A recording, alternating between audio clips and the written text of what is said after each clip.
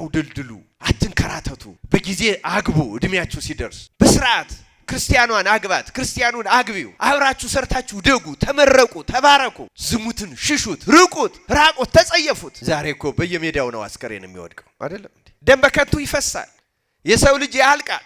በየዓለማቱ ምን ሰማው የጦርነት የግድያ የደም መፍሰስ ነው። ከባዕድ ወገን አታግባ፣ ሃይማኖትህን ጠብቅ። ጋብቻ እንደ እንስሳ አሁን በሬ የትኛዋንም ላም ካገኘ ይወጣል፣ ውሻም እንደዚያው ነው፣ አንበሳውን ዝሆኑም። ሰው ግን እንደዛ አይደለም። ሰው ሃይማኖት ይጠይቅ፣ ምግባር ይጠይቅ። ይሄ ህይወት ነው፣ የህይወት አካል። ወደ ዝሙት ወደ ርኩሰት ጨለማ አታስገባም። ምጽዋት የእግዚአብሔርን ረድኤት ታቀርብልሃለች። ለሰው የሚያዝንን ሰው እግዚአብሔር ያዝንልህ። አንዳንዱ ሰው በዚህም ኪዳነ ምሕረት ይመጣል፣ በዚህ ሩፋኤል ይመጣል፣ በዚያ ደግሞ ጠንቋይ የሚሄድ ሰው አለ። እንደዚህ እኩል የሚያደርግ አትርገማት። ሀገርህ እዚህ ሀገር ተፈጥሬ አትበል። ሀገርህንማ ገነት አስመስሎ ነው የሰጠህ። እኛው ራሳችን ከፍተን ነው የከፋችብን።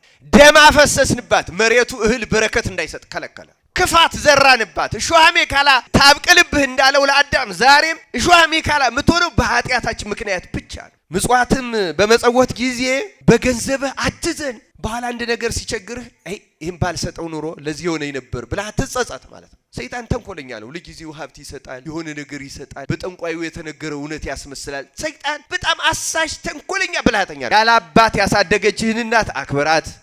ደህና ልብስ ያልገዛችልህ ቸግሯት ነው። ይሄን ወቅት ተረዳ። ብልሁን ሞኛቱን በሰው እናት አይታ አትናቃት። እናት እኔ ሩፋኤል ነኝ። አስተውሉ ክርስቲያኖች። ጦቢት ከክርስቶስ ልደት 662 ዓመት በፊት በእስራኤል ምድር ከነበሩ ሰዎች አንዱ ነው። ጦቢት በጣም ደግና ጻድቅ ሰው ነው። በዚያ ዘመን እስራኤል 10ሩ ነገድ ፋርስ፣ 2ቱ ነገድ ባቢሎን ያሁኗ ኢራቅ፣ ፋርስ ያሁኗ ኢራን ተማርከው ለ70 ዓመት እና ከዚያ ለበለጠ ጊዜ ብዙ መከራ ያዩበት ጊዜ ነው። መጀመሪያ ስልምናሶር ነነዌ በአሶራውያን ከተማ፣ በኋላ ደግሞ ሰናክሬም ነግሰው እስራኤልን መከራ አጽንተው ቀጥቅጠዋቸዋል።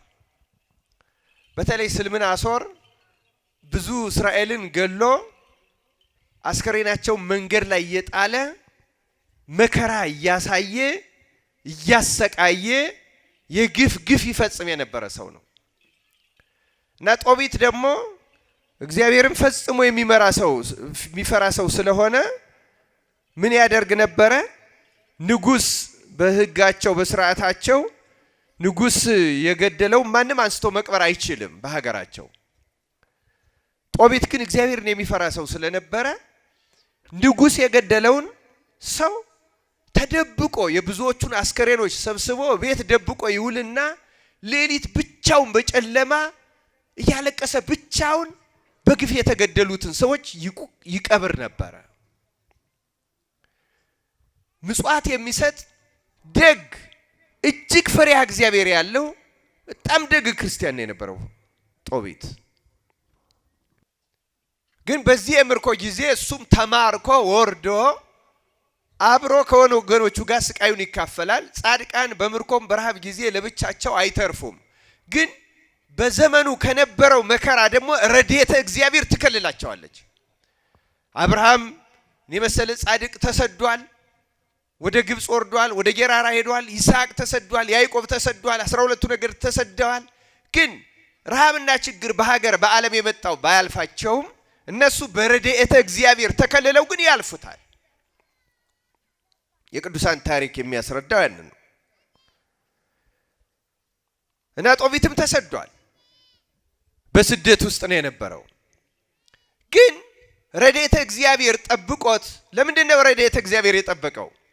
አንድን ሰው በመከራ ጊዜ ረድኤተ እግዚአብሔር የሚጠብቀው ሕገ እግዚአብሔርን እየጠበቀ በሕይወቱ የሚኖር ሰው ሲሆን ብቻ ነው። ክርስቲያኖች በተለየ ምክንያት አይደለም። ለማንም ሰው ሕገ እግዚአብሔርን እየጠበቀ የሚኖርን ሰው በማንኛውም የመከራ ወቅት ረድኤተ እግዚአብሔር ይጠብቀዋል።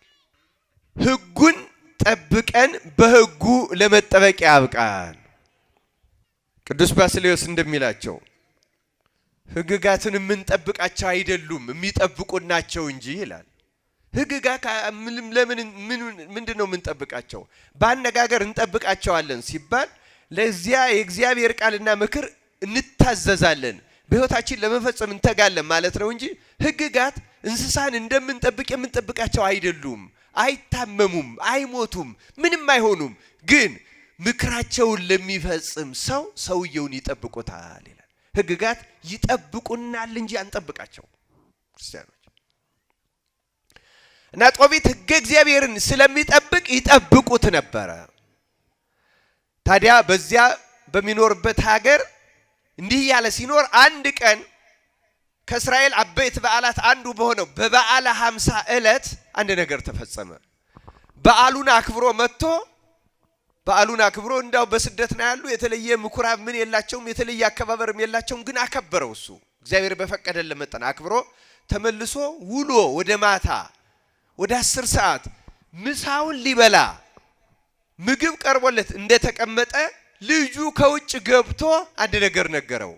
ከወገኖቻችን ከእስራኤል አንድ ሰው ተገሎ አስከሬኑ ሜዳ ላይ ተጥሏል አለው። ሜዳ ላይ ተጥሏል ሲለው የቀረበለት ማዕድ አልበላም ብሎ ትቶት ወጣ።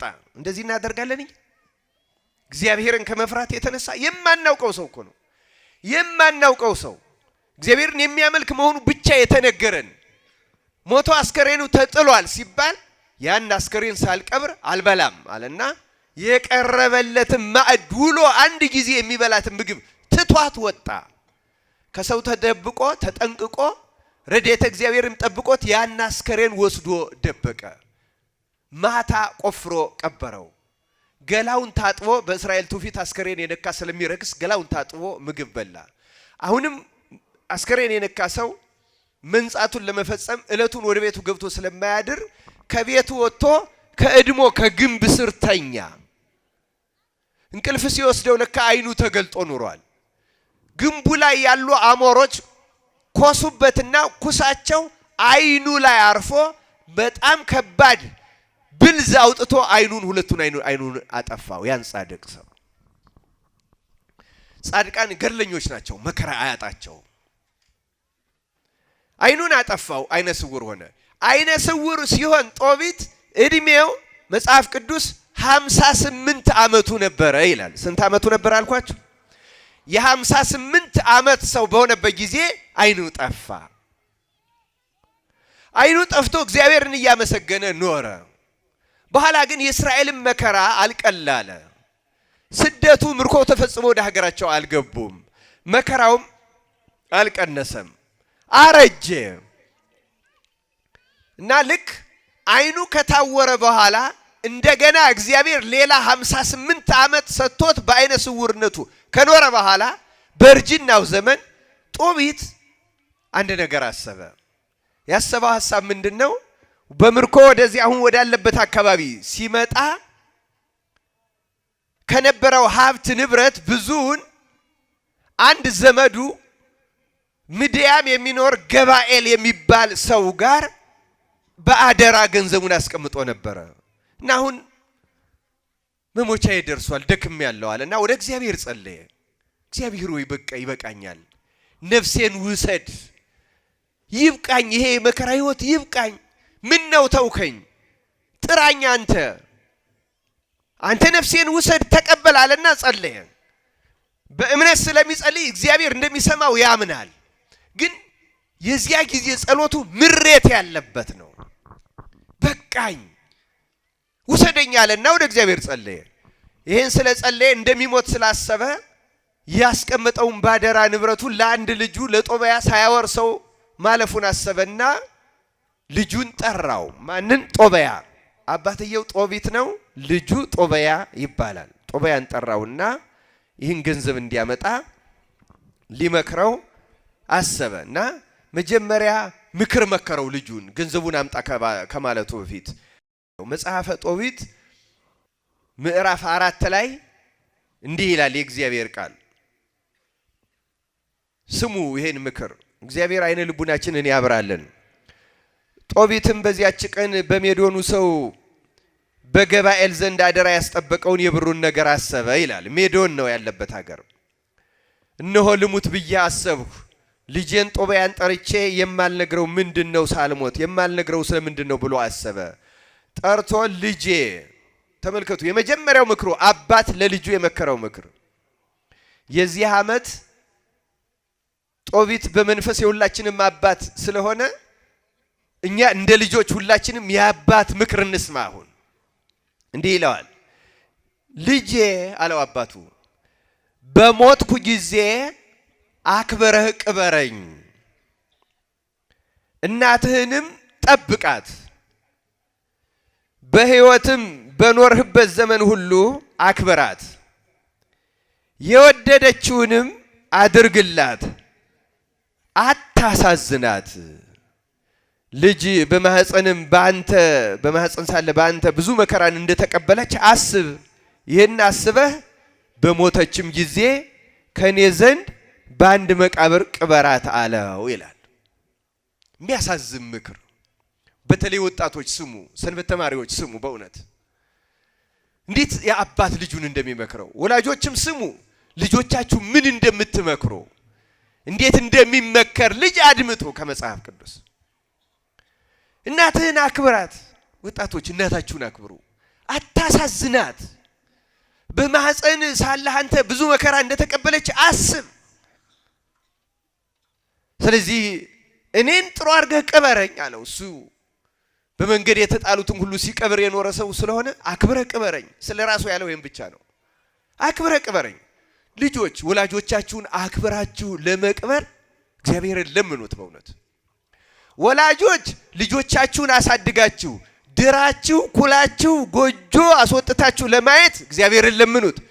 ልጆች ደግሞ ወላጆቻችሁን ለመቅበር በአግባቡ በስርዓት ለመሸኘት ለንለምነው እግዚአብሔርን እና በኋላ ደግሞ ቆይተህ በሞተሽ ጊዜ ደግሞ አክብረህ አሁንም ከኔ ጎን ቅበራት አለው።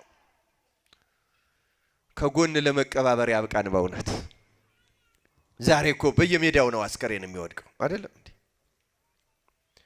ደም በከንቱ ይፈሳል። የሰው ልጅ ያልቃል። በየዓለማቱ ምን ሰማው የጦርነት የግድያ የደም መፍሰስ ነው። እግዚአብሔር የእርቅና የሰላም ያድርግልን። ልጆች የወላጆችን ምክር ብትሰሙ፣ ወላጆችም እግዚአብሔርን ሰምታችሁ ከእግዚአብሔር ያገኛችሁትን እንደ ጦቢት ለልጅ ብትመክሩ ሀገር ሰላም ይሆናል። ክርስቲያኖች ይሄ ነው መኑ። ይህን ስለ እናቱ ከመከረው በኋላ ቀጠል አድርጎ ደግሞ እንዲህ አለው፣ ልጄ በዘመኑ ሁሉ ፈጣሪህ እግዚአብሔርን አስበው፣ ትእዛዙን መካድና በደልን አትውደድ። በሕይወትም በኖርበት ዘመን ሁሉ እውነተኛ ስራ፣ በበደል ስራም ጸንተህ አትኑር። ልትበድል ትችላለህ፣ ግን አትጽናበት። ተመለስ፣ ንስሐ ግባ። እውነት ነገርን ከሰራሃት በሰራው ስራና በጎዳና ሁሉ ትከናወናለህ። እውነትን የሰሯት ሰዎችም ሁሉ ስራቸው ይከናወንላቸዋል አለ። እግዚአብሔር ስራችን ያከናውንልን። በመጽሐፍ ስራው ተከናወነለት የተባለ ዮሴፍ ነው። ለምን? ዮሴፍ እውነተኛ ነው። ለወንድሞቹ እንኳን ያላደላ፣ የወንድሞቹን ተንኮል ለአባቱ የገለጠ፣ እንዲመከሩ፣ እንዲገሰጹ፣ እንዲስተካከሉ እነሱም ቀንተውበት የሸጡት ለመከራ አሳልፈው የሰጡት ግን ግብፅ ወርዶ እግዚአብሔር ስራውን ያከናወነለት። ይሰራው የነበረውን ስራ ሁሉ በእጁ እግዚአብሔር የሰራለት ሰው ዮሴፍ ነው። ለምን? እውነተኛ ስለሆነ። እውነተኞች ሰዎች ስራቸው ይከናወንላቸዋል። አዎ ዛሬ ዘመን ስራ በጉቦ ነው የሚከናወነው ይባላል። በማካፈል፣ በቅልጥፍና፣ በማጭበርበር። ግን እግዚአብሔር ለእውነተኞች ስራቸውን ራሱ እግዚአብሔር ያከናውንላቸዋል። ሰይጣን ከሚያከናውንላችሁና እግዚአብሔር ከሚያከናውንላችሁ ማን ቢያከናውንላችሁ ይሻላችኋል? ማን ያከናውንልን? አቡነ እስጢፋኖስ አንድ ታሪክ ነገሩኝ። ኤርትራ ስራ አስኪያጅ በነበሩበት ጊዜ ኤርትራ ከኢትዮጵያ ሳትገነጠል አሁን ጅማ ያሉት ሊቀ ጳጳስ ናቸው። እውነተኛ ታሪክ የሰሙትን እዛ ነገሩን። በኤርትራ ገበሬው እህሉን ሲዘራ በሰሜን በኢትዮጵያ በአብዛኛው ይሳላል። ምን ብሎ ነው የሚሳላ? ከበረድ፣ ከውርጭ፣ ከሌላም ከጠበክልኝ ከዚች ለቤተ ክርስቲያን አስራትህን እሰጣለሁ ይላል። አውድማው ላይ ሰፍሮ ያመጣል ለቤተ መቅደስ። እና የአንድ ገበሬ ግን ምን አለ? እንዲያው ሰው ሰይጣን ስሙን ያከፋዋል፣ እስኪ ልሞክረው አለና አንዷን ለኪዳነ ምሕረት ይችን መሬት አንቺ ጠብቂ፣ ምርቷ ጥሩ ከሆነ ከ10 1 ሺህ እንሰጣለሁ አለ። አንዱን ለገብርኤል አንዱን ለሚካኤል ሰጠና አንዱን ለሰይጣን። እንዲሁ ሰው እኮ እንዲሁ እንግዲህ ስም ሲከፋ ነው የምሰማው። ቁም ነገረኛ ትሆን አትሆን አላውቅም፣ እየተጠራጠረው አያችሁ። እስኪ አንተ ጠብቃት አለና እንተና ነው። እንዲህ ያለ ጥርጥር ሲያድርበት እግዚአብሔር ረድኤቱን አራቀበት። ሰይጣንን ከቅዱሳን ጋር አብሮ ደለደለዋ። አንዳንዱ ሰው በዚህም ኪዳነ ምሕረት ይመጣል፣ በዚህ ሩፋኤል ይመጣል፣ በዚያ ደግሞ ጠንቋይ የሚሄድ ሰው አለ። እንደዚህ እኩል የሚያደርግ እግዚአብሔር ረድኤቱን ለየበት። ለኪዳነ ምሕረት ለገብርኤል ለሚካኤል የሰጣቸው መሬቶች በሙሉ ሳያፈሩ ቀሩ። የሰይጣን መሬት ግን በጣም አፈራች። ሰይጣን ተንኮለኛ ነው። ለጊዜው ሀብት ይሰጣል፣ የሆነ ነገር ይሰጣል፣ በጠንቋዩ የተነገረው እውነት ያስመስላል። ሰይጣን በጣም አሳሽ ተንኮለኛ ብልሃተኛ ነው። ክርስቲያኑ ሰውየው ሞኝ ነው። አረረረ ለካ ሰይጣን ቁም ነገረኛ ነው አለ። ሰዎች ዝም ብለው ነው የሚያሙት፣ ለካ ሰይጣን ቁም ነገረኛ ነው አለ። እና ደግሞ ምን ያደርጋሉ? ለቤተ ክርስቲያን እህሉን ብቻ ሳይሆኑ የሚሰጡ በዚያ መሬታቸውን ፍሬያማ ባደረገላቸው ጻድቅ ስም በአንዱ ስም ይዘክሩና ቄሶቹን ጠርተው ባርኩልን ይላሉ። እንደዚህ ልማድ አላቸው። ይሄ ሰውዬ ግን አሁን ፍሬያማ ያደረገለት ሰይጣን ነው። እዘክራለሁ ያንተን አለና እህሉን አስገብቶ ለሰይጣን ድግስ አዘጋጅቶ ቄሶቹን ኑና ለሰይጣን ደግሻለሁ ባርኩልኝ አይላቸውም። ደግሞ ድፍረቱ እንደው እኮ ይገርማል እኮ። በኋላ ሰይጣን ተመልከቱት፣ ለተንኮል እኮ ነው። እምነቱ ጥርጥር ያለበት ሰው ትናንት አስተምር ያላቸዋል። ሁለት ሐሳብ ያለው ሰው ከእግዚአብሔር አንዳች አያገኝም የሚለውን የያዕቆብ ጥቅስ ትላንት ሰምታችኋል አይደለም? የያዕቆብ መልእክት ምዕራፍ 1 ቁጥር 7 ላይ በሐሳቡ የሚወላውል ሰው ከእግዚአብሔር አንዳች እዚህ ከሰይጣንም አያገኝም፣ ከእግዚአብሔር አያገኝም እንዲህ ያለ ሰው። ሰይጣን ግን ለማሳት ይሄን አደረገለት። በኋላ እንዲህ ሲል ቄሶቹ ምን አይነት ሰው ነህ አንተ? ምንስ ብትደፍር ነው እኛን ዞር በላሉት። ወይ ሰይጣን መጀመሪያ እህሌን ከበረዶ ጠበቃት፣ ከሌላ ነገር ጠበቃት፣ አሁን ደግሞ ቄሶች እንዳይበሉ አጠበቀልኝ እያለ እያማ ተመለሰ። በኋላ እውነተኛ ታሪክ ነው። ድግሷን ደግሳ ወዳጆቿን ልታበላ ሚስቱ ቅቤ ረስታ ኑሮ ቅቤ ስታነጥር ቅቤው ነዶ ቤቱ በሙሉ ጠፍቶ ሀብት ንብረቱ አንድ ላይ ወደመበት አሉ። ይኸው ሰይጣን መጨረሻው ጥፋት ነው። ክርስቲያኖች ከእንዲህ ያለ ጥፋት እግዚአብሔር ይጠብቀን በእውነት። እና ስራችሁን በአጭበርባሪዎች በሌቦች መከራ ነው መቼም ይሄ ዘመን፣ ግን እውነተኞቹ ናችሁ ስሩ። አንድ ሰው ሳያጭበረብር ሳይሰርቅ የሰው ጥቅም ሳይቀማ ተገዶ መብቱን በግድ ሊያስከፍሉት ይችላሉ። ይሄ አይነቀፍም። ለምንድን ነው አይነቀፍም ያልኳችሁ? በዘመነ ሰማዕታት ብዙ የሰማዕታት አጽሞችን ብዙ ክርስቲያኖች ገንዘብ እየከፈሉ ወስደዋል። አጽም ለመውሰድ ይሄ ግዴታ ነው፣ ስቃይ ነው። ይሄ ለማጭበርበር አይደለም፣ ይሄ ለሌላ ጥቅም አይደለም።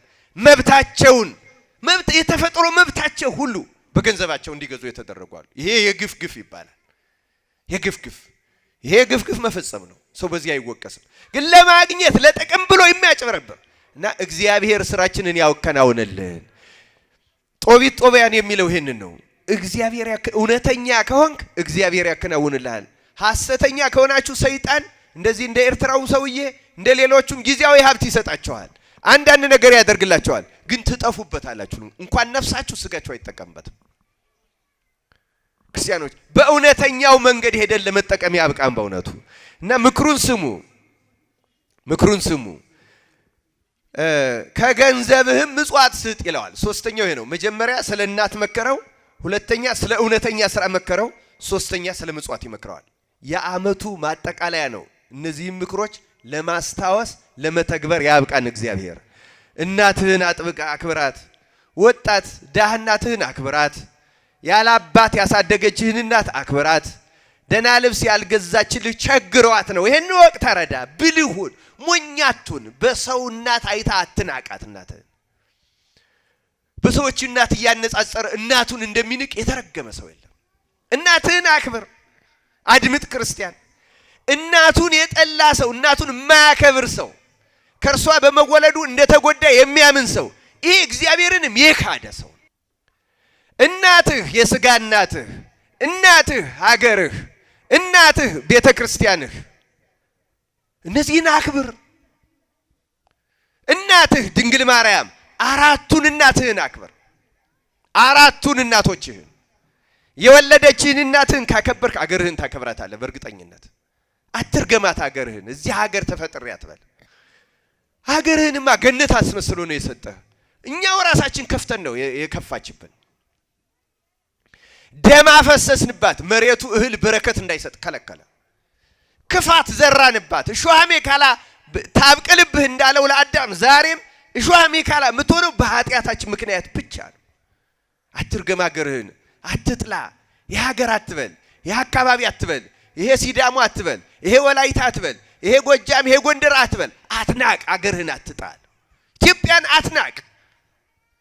በተለይ የወለደች እናትህን በምንም ምክንያት አታሳዝናት። ና ስትበልህ ና ስትልህ ሂድ፣ ስትልክህ ተላክ፣ እሺ በላት። ወጣት እናትህን አታሳዝን። እናትህን አክብርና የእግዚአብሔርን በረከት ቅመሰው። የእግዚአብሔርም ትእዛዝ እንደዚያ ነው የሚለው፣ 10ቱ ትእዛዛት። እናትና አባትህን ምን አድርግ ነው የሚለው? አክብር። አባትህን አክብር፣ እናትህን አታሳዝን። ወጣት የመጀመሪያው ምክሩ ይሄ ነው። ሁለተኛ እውነተኛ ነገር ስራ አለ። ሶስተኛው ላይ ነው ያለ ነው፣ ምጽዋት ስጥ። ይገርማል። እንዲህ ይለዋል፣ ከገንዘብህም ምጽዋት ስጥ። ምጽዋትም በመጸወት ጊዜ በገንዘብህ አትዘን። በኋላ አንድ ነገር ሲቸግርህ ይህን ባልሰጠው ኑሮ ለዚህ ሆነኝ ነበር ብለህ አትጸጸት ማለት ነው። ለገንዘብህ አትዘን። ስለ ምጽዋት ሰፋ ያለ ነው። አንድ ጊዜ ላንበው። ከድሃም ፊትህን አትመልስ፣ እግዚአብሔር ገጸ ረድኤቱን ካንተ አይመልስም። ድሃን ስታየው አትሰቀቀው። ቆስሎ ሊሆን ይችላል፣ ተልቶ ገምቶ ሊሆን ይችላል፣ ሰውነቱ ሊከረፋህ ይችላል። አትሰቀቅበት፣ አትጸየፈው። ለምን ይለምነኛል ብለህ ፊትህን አትመልስ። እንዲህ ካረክ እግዚአብሔር ገጸ ረድኤቱን ካንተ አይመልስም።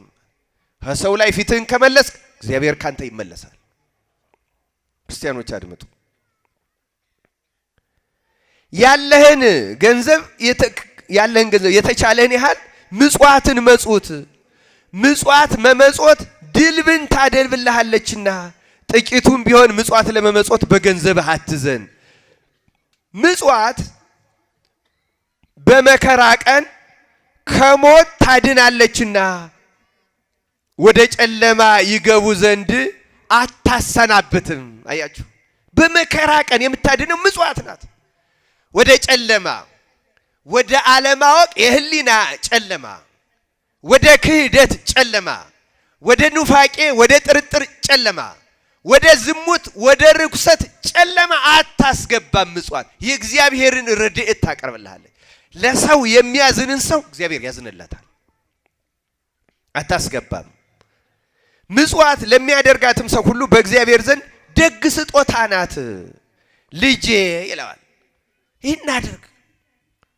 አራተኛው ምክር ምጽዋት ነው። ስንት ምክር ተመከርን? 4። እናትን ማክበር አይደለም? ሁለተኛው ምንድን ነው ያልኳችሁ? ደግ እውነተኛ ነገር ስራ። ይሄ ሶስተኛው ነው ምጽዋት። አዎ ምጽዋት ሶስተኛው ነው። እናት አባት አደላችሁን ያስቀየማችሁ ይቅርታ ጠይቁ። አጎት አክስት ይቅርታ ጠይቁ። የቤተሰብ ጋር ሰላሙን። ከዚያ በኋላ እውነተኛ ስራ፣ ከዚያ መጽውት። አራተኛውን ይቀጥላል። አራተኛው እንዲህ ይላል፣ ልጄ ራስህን ከዝሙት ጠብቅ።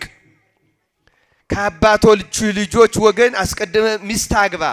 ከዘመዶች ካልተወለደች ከባዕድ ወገን ደግሞ አታግባ። አያችሁ፣ ክርስቲያን ካልሆነ ለማለት ነው ለኛ። በእነሱ ደግሞ እስራኤልን ከሚያመልኩት ከነዚያው ከባዕድ ወገን አታግባ። ሃይማኖትህን ጠብቅ። ጋብቻ እንደ እንስሳ አሁን በሬ የትኛዋንም ላም ካገኘ ይወጣል። ውሻም እንደዚያው ነው። አንበሳውን ዝሆኑም ሰው ግን እንደዛ አይደለም። ሰው ሃይማኖት ይጠይቃል፣ ምግባር ይጠይቃል። ይሄ ህይወት ነው፣ የህይወት አካል ነው። እንደዚህ አግባ።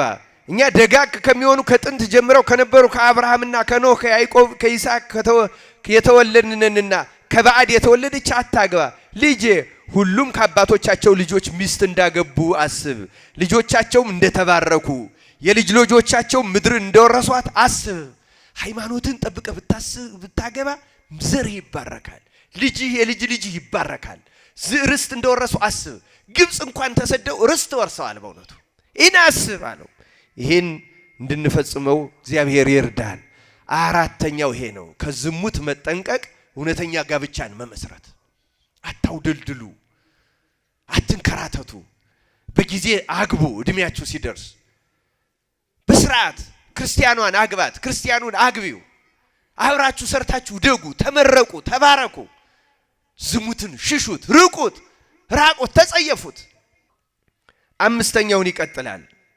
ልጅ አሁንም ባልንጀራህን ውደድ። ማንን ውደድ? ባልንጀራህን ውደድ። ይህንንም ልጨርሰውና አንድ መሰረታዊ ምክር ነው። በባልንጀራህም ልቡናህን አታኩራ። ዋናው ይሄ ነው። በባልንጀራህ ልቡናህን አታኩራ።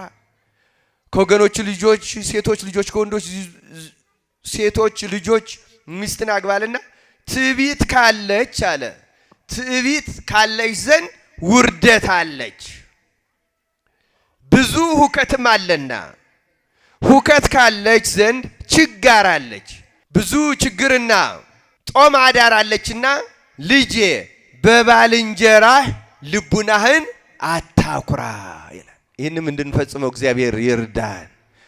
ዛሬ ያደግ ሰው ካለ ትላንት አብሮ ያደገ ባልንጀራህን አትኩራበት። አትኩሩ፣ በባልንጀራችሁ ላይ አትናቁ። ከአብሮ አደግ ጋር አትሰደድ እያልክ አትናቀው፣ አትስደበው። በባልንጀራችን ላይ ክፉ ነገር አናደርግ። በተለይ መሰረታዊ ምክር ነው። በጊዜዋ ጊዜ ስጠው እንጂ የተገዛልህ አምስተኛው የተገዛልህ የምንደኛ ደመወዝ ሁሉ ባንተ ዘንድ አይደር። ለእግዚአብሔር ከተገዛ ዋጋህ ይበዛልሃል። ለራስህ እወቅ፣ በባህሪና በስራ ሁሉ አዋቂ ሁን። ይሄ ደግሞ የሰራተኛ ደመወዝ አታሰንብቱ፣ አቱላ አታሳድር። ስጠው ድሃውን። በላቡ ወጥቶ ደክሞ ሰርቶ ካገለገለ በኋላ ለምን ገንዘቡን ነገ ከነገ ወዲያ ለምን ትለዋለህ? እግዚአብሔር እንዲታረቅህ ከፈለግ የሰራተኛ ደመወዙን አታውልበት። እወቅ፣ በባህሪህ ላይ እወቅ ይላል፣ ያስጠነቅቃል። እግዚአብሔር ማስተዋሉን ያድለን። መውነት አምስተኛው ነው ይሄ ምክር። ስድስተኛው ነው። አራተኛው ስለ ዝሙት ነው። አምስተኛው ስለ አለመኩራት ነው። ስድስተኛው ደመወዝን ስለ በጊዜው ስለ መክፈል ነው። ከዚያ ቀጥሎ እንዲህ ይላል፣ ለራስህ የጠላኸውን ለማን አታድርግ። ይገርማል። ለራስህ የጠላኸውን ለማን ስጦታም ስንሰጥም ደግ ነው መስጠት። ለማንም አታድርግ። ይገርማል መቼስ። ለመስከር ወይን አትጠጣ። አያችሁ፣ ለመስከር አትጠጣ ማለትና ለበሽታ ለጤና መጠጣት የተለያየ ነው። በአመት ባል ሰው ለመስከር ግን አትጠጣ። እንዲያውም እንዲህ ይላል፣ ከሰካራሞች ጋር በመንገድ እንኳን አብረህ አትሂድ። ከእህልህ ለተራበ ሰው ስጥ፣ ከልብስህም ለተራቆተ ሰው ስጥ። የተረፍህንም ሁሉ ለምጽዋት አድርግ። እህልህንም በጻድቃን መቃብር ላይ አሳድር፣ ለባለጸጎች ግን አትስጥ። ከመምህራን ዘንድ ምክርን ፈልግ፣ የምትረባህን ምክር አታቃል። በየጊዜው እግዚአብሔርን አመስግነው፣ ጎዳናህ የቀና ይሆን ዘንድ ወደ እርሱ ለምን። በጎዳናህና በስራህም ሁሉ ይከናወንልሃል። በጎም ሁሉ ምክር የሚሰጥ እግዚአብሔር ነው እንጂ አሕዛብ የሚመክሩት ከእግዚአብሔር ያልተገኘ ምክር ከንቱ ነውና። ከመምህራን ምክርን ፈልግ። ያዋርደው ዘንድ የሚወደው እርሱ ያዋርደዋል፣ እርሱ እንደወደደ ይሆናል። ልጄ አሁንም ትእዛዜን አስብ፣ ከልቡናህም አይጥፋ ይላል። እግዚአብሔር ከኛ ልቡና አያጥፋብን። አሁንም የሜዶን ክፍል በምትሆን የራጊሱ ሰው በግብርኤል ልጅ በገባኤል ዘንድ አደራ ያስጠበቅኩትን የ10 ብር ነገር እነግርሃለሁ። ድሆች ካንተ ዘንድ ብዙ በረከትን ይቀበላሉና እግዚአብሔርንም ከፈራኸው ባንተ ዘንድ በረከት ይገኛልና። ልጄ ከችጋር የተነሳ አትፍራ፣ ኃጢአትህንም ሁሉ ይቅር ይልሃል። እግዚአብሔር ደስ የሚያሰኝ ስራ በፊቱ ስራ ይላል። ስለ ቃሉ እግዚአብሔር ስሙ የተመሰገነ ይሁን። የዓመቱ ምክር ያደርግልን ለሁላችንም፣ ለኔ ለምናገረው፣ ለእናንተ ለሰማያኑ፣ ለካህናት፣ ለምእመናን ሁሉ የሚሆን ምክር ነው። አባቱ ይሄን መከረውና በመጨረሻ ትእዛዝ ሰጠው። ትእዛዙ ሂደህ ያንን በገባኤል ዘንድ የተቀመጠ ገንዘብ አምጣ ነው። ገንዘቡን ለማምጣት ደግሞ ልጁ መንገዱን አያውቀውም። ስለዚህ መንገዱን የሚመራህ ሰው ሂድና አምጣ አለው። ሂድና እናቱ ደግሞ እንዲህ አንድ ልጄን አለች። እናቱ ሐና ትባላለች። አንድ ልጄን ልትልከው ነው ወይ? በሄደበት ሙቶ ቢቀርብኝስ? እናት መች ምሩሩና ለምን ትልክብኛለህ? ግድ የለሽም እግዚአብሔር ደግ መልአክ በፊቱ ይልካል። እና አሁንም ሂድ ገንዘቡን አምጣ፣ ለልጅ አውርሼው ልሙት አለ። ከዛ በኋላ ሂድና ልክ እንደ ቀን ሰራተኛ መንገዱን የሚያውቅ ስፈልጋ አምጣ፣ አንተና ድርሶ ሲመልስ ገንዘብ እንከፍልሃለን አለው። ሄዶ ወጣ። ሲወጣ አንድ ሰው አገኘ። ያ ሰው ስምህ ማን ነው ሲለው አናንያ ይባላለሁ አለ። ይሄን ቃል ተናገሩ። ማን ይባላል አልኩ? አናንያ። ማን እንደሆነ ታውቃላችሁ? የሰው አናንያ ነኝ ያለው ለካ መልአኩ ሩፋኤል ነው። መልአኩ ማን ነው አልኳችሁ? ሩፋኤል ሰው መስሎ። ይኸው ክርስቲያኖች የአባቱን ምክር የሚሰማን ሰው በመንገዱ የእግዚአብሔር መልአክ ይከተለዋል። ለዚህ ነው ምክር ስሙ የምንላችሁ ወጣቶች። የአባቱን ምክር የእናቱን ምክር ሳያቃልል የሚሰማ ወጣት መንገዱ ላይ የእግዚአብሔር መልአክ ይጠብቀዋል። ጦቢያ አባቱን ምክር ሳያቀል የታዘዘውን ሳያዛንፍ ሊፈጽም ሲሄድ መልአኩ ከፊቱ ቀደመና ሰው መስሎ ቆሞ አገኘው። ማነህ አንተ? አናንያ። ሜዶንን ታውቀዋለህ? አውቀዋለሁ። በዚያ የሚዶን ገባኤል የሚባል ሰው ታውቃለህ? አዎ አውቀዋለሁ። ጥሩ ነዋ። እዚያ ወስደህ ብትመልሰኝ ስንት ገንዘብ ልክፈልህ ሲለው በመንገድ በቀን በሄድንበት በቀን 1 ብር ክፈለኝ አለው። መልአኩ እንደሰው 1 ብር ትከፍለኛለህ አለው። በቀን 1 ብር ሊከፈለው መልአኩ ሩፋኤል ሰው መስሎ አናንያ ነኝ ብሎ መጣ። አባቱ ጋር አገናኘው ከጦቢት ጋር። ማነህ አንተ? እንዲሁ ለመሆኑ የማነህ ልጅ አለው። የጦቢትን ዘመድ ጠራና የሱ ልጅ ነኝ እኔ ሲል እንዴ የሱ ልጅ ነህ አለና መልአኩ ሩፋኤልን ጦቢት አንቆሳመው ዘመዱ መስሎት። ውይ እንዴት ያለ መታደል ነው! መልአክን አቅፈው የሚስሙ ሰዎች እንዴት ያሉ የተባረኩ ሰዎች ናቸው! ምን ያህል እግዚአብሔርን ቢፈሩት ነው መልአክ እንደ ሰው ተገልጾ የሚያነጋግራቸው። በል እንግዲያማ ይሄን ታውቀዋለህ? አውቀዋለሁ። እሱንም አውቀዋለሁ። ሁሉንም አውቀው። በል ሂድ፣ ስትመለስ በሰነበትክበት ልክ በቀን 1 ብር አስቤ እሰጥሃለሁ። እግዚአብሔር መንገዳችሁን ያቀናልና አሰናበታቸው። ከዚያ በኋላ እንደ ሰው እያነጋገረው መልአኩ ሩፋኤል ከጦቢያ ጋር ጉዞውን ሄደ። ጤግሮስ ወንዝ አካባቢ ሲደርሱ እግራቸውን መሽቶባቸው ታጥበው ዘመድ ቤት እንዳሁኑ ሆቴል የለም በየጎዳናው እንገባለን ሲሉ በሀገራችንም እንደዛ ነው የነበረው። እግሩን ሲጣጠብ ከወንዙ ትልቅ አሳ ሚጋጥ ነገር አገኘው ብሎ ሲመጣ አናንያ ተብሎ የሚጠራው ሩፋኤል ጦቢያን ያዘው። እሱን አንቀ ያዘው አለው። አሳውን አንቆ ይዞ ከባህሩ አወጣው ከወንዙ። በልጥባው አለው፣ አረደው። አሁን ምን አለው? ልቡንና ኩላሊቱን ሐሞቱን ለብቻው ጠብቅ አለው። እየሰማችሁ ነው? ምኑን አለው? ልቡን ኩላሊቱን ባንድ ወገን ለብቻው፣ ሐሞቱ ደግሞ ፈሳሽ ነው በሌላ፣ እነዚህን ጠብቅ አለው። ከዚያ ጠበሱት፣ በሉና ሊያሳድሯቸው ፈልገው ወደ አንድ ቤት ሲሄዱ እና ደግሞ አንድ ሰው ነበረ በዚህ አካባቢ በጤግሮስ ወንዝ አካባቢ። ያ ሰው ራጉኤል ይባላል። አንዲት ሴት ልጅ ነበረችው። ሴት ልጁ ሳራ ትባላለች። ሳራ ደግሞ ባል ቢያጋባት በአንድ ምክንያት ከሷ የተጣጋ አስማንዲዮስ የተባለ ሰይጣን ባሎቿን ሳይገናኟት እየገደለ እየወጋ ይገልባታል። በሀገራችን ሾተላ የሚባል አባባል አለ። ሾተላ የሚባል ሰምታችሁ ታውቃላችሁ? ያንዳንዶቹን ልጅ ይገልባቸዋል፣ ያንዳንዶቹን ባል ይገልባቸዋል። እና ይቺ ደግሞ ሳራ ያጋባታል፣ አባቷ ይገልባታል ባሏን። እንዲህ ያረገ 7 ባሎቿን አስማንዲዮስ የተባለ ጋኔል ገሎባታል። ከ7ኛው በኋላ እቤቷ ሰገነት ላይ ቁማ ወደ እግዚአብሔር አምርራ አለቀሰች። እግዚአብሔር ወይ ለምን ተውከኝ? ለምን ቸላልከኝ? ለምን በህይወቴ ሁሉ መከራ ገጠመኝ? አዘነሽ ከልቧ።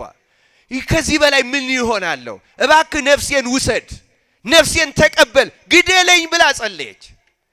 እዛ ጦቢት በቃኝ መከራ በዛብኝ ግደለኝ። እዚህ ደግሞ ማን እንደዛ አለች? ሳራ። ዛሬ ብዙ ቅዱሳን ብዙ ጸሎት የሚጸልዩበት መሰረታዊ ምክንያት መልአኩ ሩፋኤል ጸሎት አሳራጊ ስለሆነ ነው።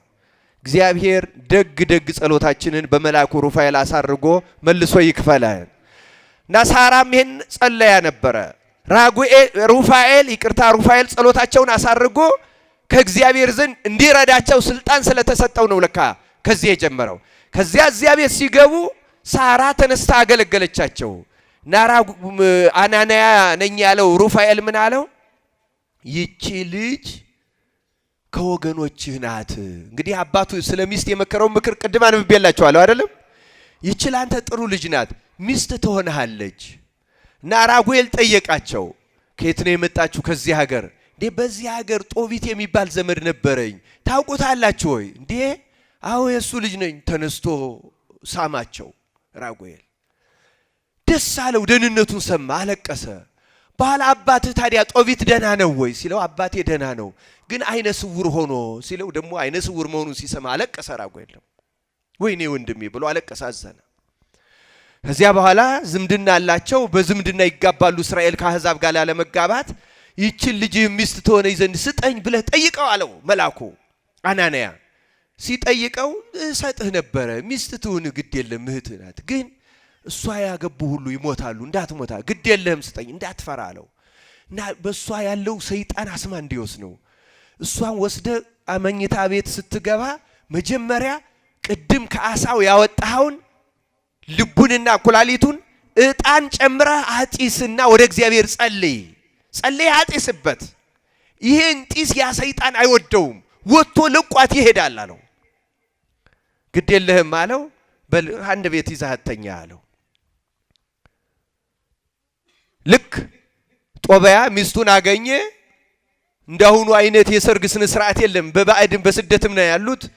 እሷን ይዞ ጫጉላ ቤት ተኛ።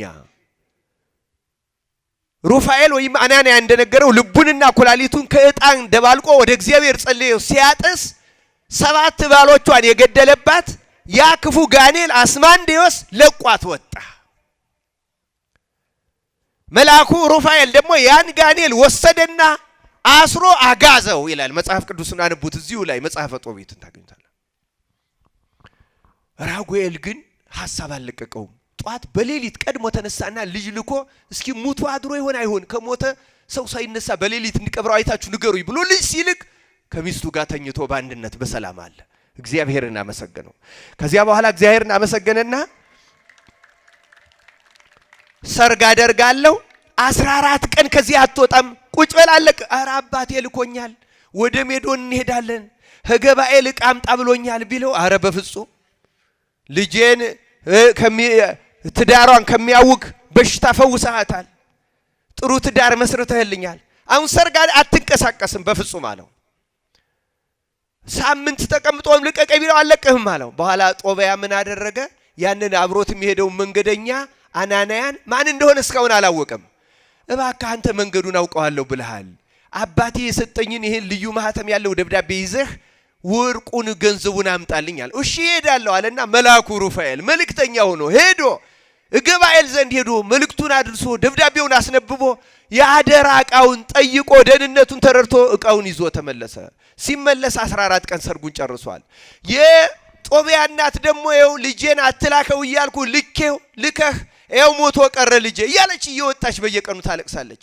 አባትየው ጦቢት ደግሞ አይነ ስውሩ አንቺ ዝም በይ እልፍ ብለሽ አትናገሪ፣ እግዚአብሔር ደግ መልአኩን በፊቱ ይልካል፣ ምንም አይሆንም ልጄ ይመጣል፣ አታልቀሽብኝ ይላታል። እሷ ከቤት ወጥታ መንገዱ ዳር አሻግራ ልጄ ዛሬ ይመጣ ይሆን እያለች ስታለቅስ ትውላለች። እናት አይመጣም፣ ታለቅሳለች፣ ትገባለች። እባክሽ አታልቀሽብኝ ይላታል።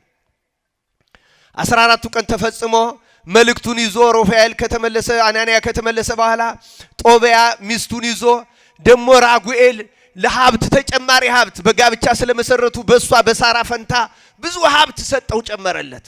ያኛውም ከገባኤል ተመለሰ። በረከቱን ይዞ ሲመጣ ልክ እናቲቱ ውጭ ወጣ አሻግራ ስትመለከት ልጇ በርቀት ሲመጣ አየችው። ደስ አላት፣ እልል አለች፣ አለቀሰች። ልጄ መጣ አለች። የልጁን መምጣት ሲሰማ የ116 ዓመት ሽማግሌው ጦቢት አይነ ስውሩ ያለ መሪ ይራመዳለው ሲል ሄዶ ወደቀ። ጦቢት መጣ። የዚያን ሐሳ ልቡንና ኩላሊቱን ተጠቅሟል። ሐሞቱ ቀርቶታል። ሩፋኤል ምን አለው? አናንያ ይሄን ሐሞት የአባትህ አይን ላይ ቀባው፣ ሁለት አይኑን ያጠፋው ላይ ይሄ አባትህ አይን ላይ በአሞራ ኩስ ብልዝ የጠፋውን አይኑን ያበራዋል አለው። ልክ አባቱን ከወደቀበት አንስቶ ሳመውና አባቴ ተቀመጣለና አባቱ ላይ የዚያን ዓሳ ሐሞት አይኑ ላይ ሲያፈስለት ሁለት አይኖቹ ቦግ ብለው በሮለት ይላል። በቃ ይኸው ዛሬ ያንን የምናስብበት በዓል ነው።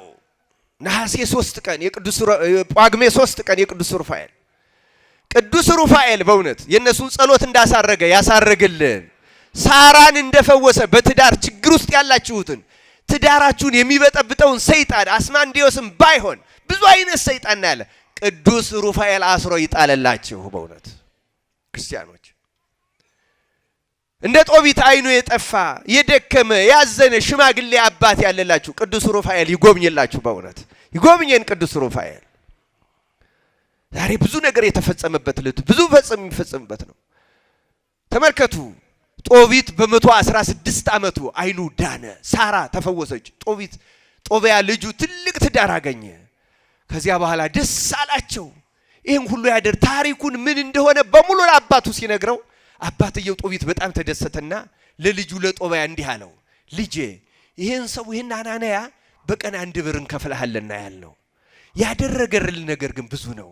ይህችን ልጅ ፈወሳት፣ ትዳር ሰጠህ፣ ከአባቷ ብዙ ሀብት ንብረት አመጣ፣ አንተ ቀርተህ እሱ ሄዶ ንብረትን አመጣ። ታዲያ ለዚህ ሰው 1 ብር ያንስበታል፣ የንብረትን ግማሹን ስጠው አለውና። አያችሁ ለጋስ ሰው ደጎች እንደዚህ ናቸው። ለጋስ ንብረትን ግማሹን ከፍለህ ስጠው አለው። ጦቢያ ልጁ አባቴ ሆይ እኔም ብዙ ነገር ነው ያደረገልኝ፣ በዚህ አላዝን፣ ደስ ይለኛል፣ ግማሹን እንክፈለው አለው። እዚያ አናንያን ጠሩት፣ የሀብት ንብረቱን ግማሹን ሊያካፍለው ጠሩትና ና አሉት። አሁን ምዕራፍ 12 ላንብብላችሁ፣ ትምህርታችን እያጠቃለልን ነው። መጽሐፈ ጦቢት ምዕራፍ 12 ርዕሳችን የተነሳንበት ከሰባቱ አለቆች አንዱ አለቃ እኔ ሩፋኤል ነኝ ነው አይደለም ርዕሳችን። አሁን ምዕራፉን በደንብ አነብላችኋለሁ። ከዚህም በኋላ ጦቢት ጦቢያን ጠርቶ ልጄ ካንተ ጋር ለሄደ ለዚህ ሰው ደሞዙን አይተስጠው፣ ዳግመኛም ትጨምርለት ዘንድ ይገባል አለው።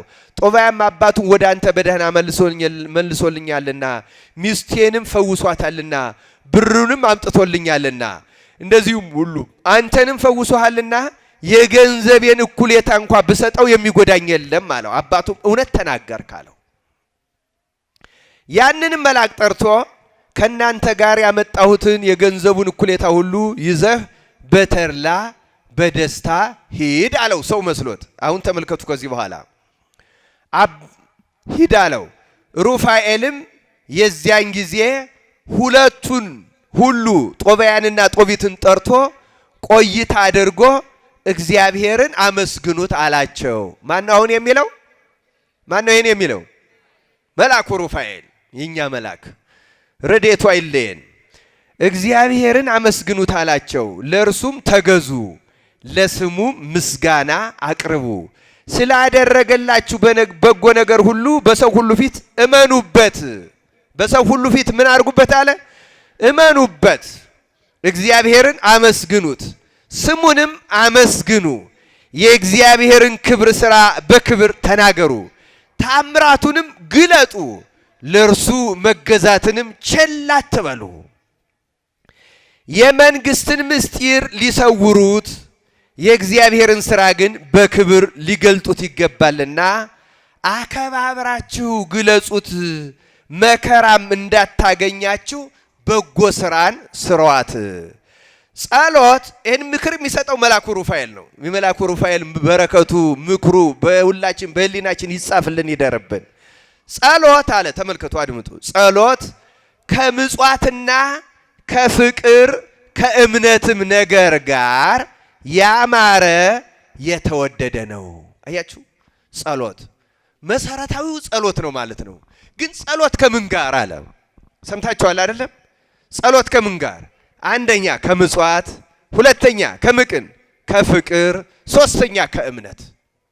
ጸሎት፣ ምጽዋት፣ ፍቅር፣ እምነት እነዚህ መሰረታዊ ነገሮች ናቸው። እነዚህን ገንዘብ እንድናደርግ አምላካችን እግዚአብሔር ይርዳን በእውነት። ይሄ ያማረ ነው ካለ በኋላ እንዲህ አላቸው። በጣም ይገርም ነው። መልአኩ ቅዱስ ሩፋኤል የተወደደ ነው። ሰርቆ ቀምቶ ካጠራቀሙት ከብዙ ገንዘብ በእውነት ያጠራቀሙት ጥቂት ገንዘብ ይሻላል። አድምጡ ክርስቲያኖች። ምጽዋት ከሞት ታድናለችና። ምጽዋት ከምን ታድናለች?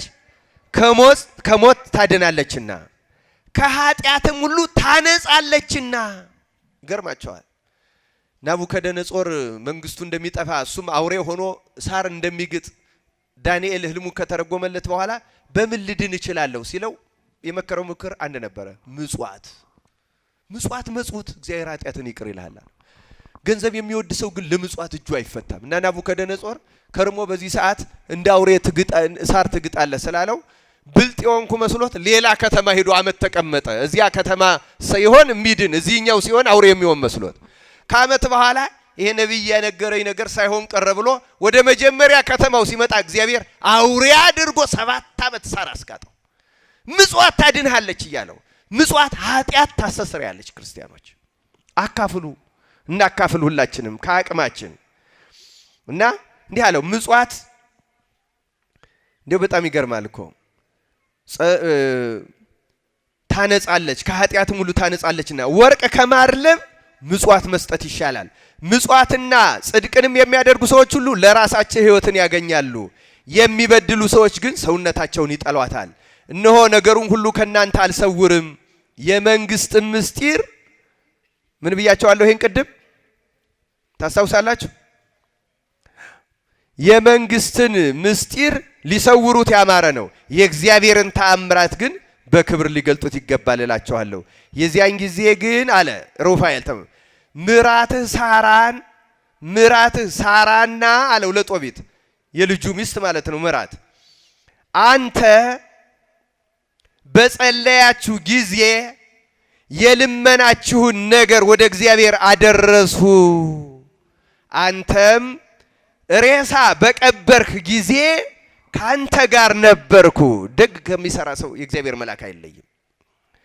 ገዢ ፈጣሪ የሚሆን እግዚአብሔርም አንተን አድንህ ዘንድ ምራትህ ሳራንም ከሐዘኗ አረጋጋት ዘንድ ላከኝ። የቅዱሳንን ጸሎት ከሚያሳርጉ ወደ ከበረ ወደ ገነነ ወደ እግዚአብሔር ጌትነትም ከሚያገግቡ ከከበሩ ከ7 አለቆች አንዱ አለቃ እኔ ሩፋኤል ነኝ አላቸው። ምስጢሩን ገለጸላቸው። አናንያ ነኝ ያላቸው አሁን ሩፋኤል ነኝ አላቸው። ከከበሩ ከገነኑ በከበረ በገነነ በእግዚአብሔር ጸሎት ከሚያሳርጉ ሩፋኤል ምን አድራጊ ነው? ክርስቲያኖች ተናገሩ። ምን አድራጊ ነው? ጸሎት አሳራጊ። አንዱ አለቃ እኔ ነኝ። መልአኩ ቅዱስ ሩፋኤል ጸሎታችንን በዕለተ ቀኑ ያሳረግልን። ይህንንም ሰምተው ሁለቱ ደነገጡ። ሰው መስሏቸው ነበር የቆዩት፣ ፈርተዋልና በግንባራቸውም ፍግም ብለው ወደቁ። ፈጣሪያችሁ እግዚአብሔርን ፍሩት እንጂ እኔን አትፍሩኝ፣ እግዚአብሔርን ፈጽማችሁ አመስግኑ። የፈጣሪያችሁ ፈቃዱ አመጣኝ እንጂ ምስጋና ለኔ አይገባኝምና፣ ስለዚህ ነገር ለዘላለሙ በዘመናችሁም እግዚአብሔርን አመስግኑት። እኔ ግን ተገለጥኩላችሁ፣ መልኬንም አያችሁ። ከናንተ ጋር አልበላሁም አልጠጣሁም። አብሮ ሲበላ ሲጠጣ ሰንብቷል፣ ግን የበላ የጠጣ መሰለ እንጂ አልበላም። ሊቃውንትም የሥላሴን በአብርሃም ቤት መብላት ሲተረጉሙ የሥላሴ የመላእክት መብላት ይላሉ እሳት እንጨትን እንደሚበላው እሳት ቅቤን እንደሚያቀልጠው ነው ይላሉ። እሳት እንጨትን በላው ቢባል ወፈረ፣ አደገ፣ ተስማማው፣ ሰውነት ሆነ አይባልም። ለራሱ አይጠቅመውም። አይደለም እንዴ? ወደ አመድነት ይቀይረዋል እንጂ። የመላእክትም እንደዚያ ነው። የሥላሴም በአብርሃም ቤት እንደዚያ ነው። አልበላሁም አልጠጣሁም አላቸው። አስተውሉ ክርስቲያኖች፣ አልበላሁም አልጠጣሁም፣ ወደ ላከኝ ወደ እግዚአብሔር እወጣለሁና አሁንም በእግዚአብሔር እመኑ፣ ይህንንም ሁሉ በመጽሐፍ እጽፍ ዘንድ መጣሁ አለ። አያችሁ፣ ይህን ታሪክ እንዲጻፍ ለእኛ እንዲገለጥ በየዘመኑ እንዲተረጎም እንዲነገር በዕለተ ቀኑ እንዲታሰብ ለዚህ መጣሁ አለ። የዚያን ጊዜ ተነስቶ ሄደ። ከዚያ በኋላ አላዩትም። ገናና ድንቅ በሚሆን በእግዚአብሔር ሥራ በተገለጠላቸው እግዚአብሔር በላከው መልአክም አመኑ ይላል። ስለ ቃሉ የእግዚአብሔር ስሙ የተመሰገነ ይሁን። የመጨረሻዋን ቃል ደግማታለሁ። ገናና ድንቅ በሚሆን በእግዚአብሔር ሥራ በተገለጠላቸው እግዚአብሔር በላከው መልአክም አመኑ። በማን አመኑ? በእግዚአብሔር ድንቅ ሥራ አመኑ። በማን አመኑ? በተገለጠላቸው በመልአኩም አመኑ።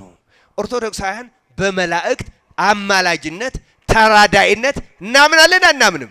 ይሄው መጽሐፍ ቅዱስ አመኑ ነው የሚለው። ክርስቲያኖች ሳንጠራጠር ማመን አለብን።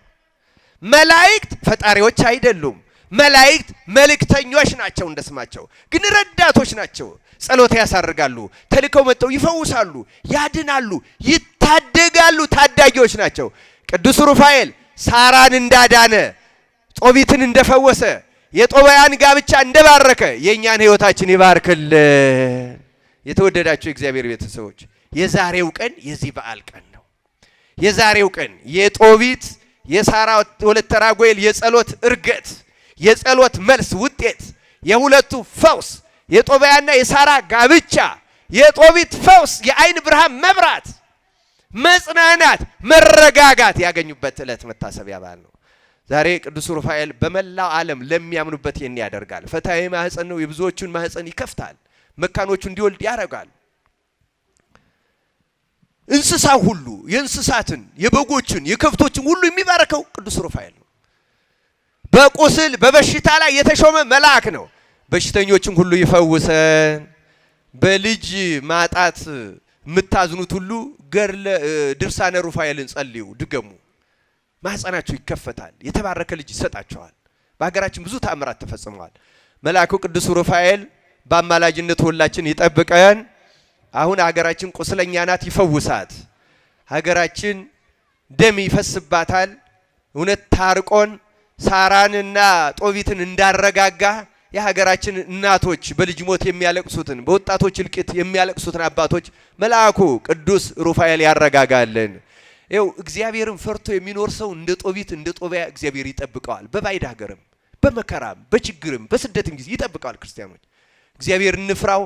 በእግዚአብሔር ቸርነት በእግዚአብሔር ድንቅ ሥራ በመላእክት ጠባቂነት አማላጅነት አምነን ለመጠቀም ያብቃን። ይቆየን። ወስብሐት ለእግዚአብሔር።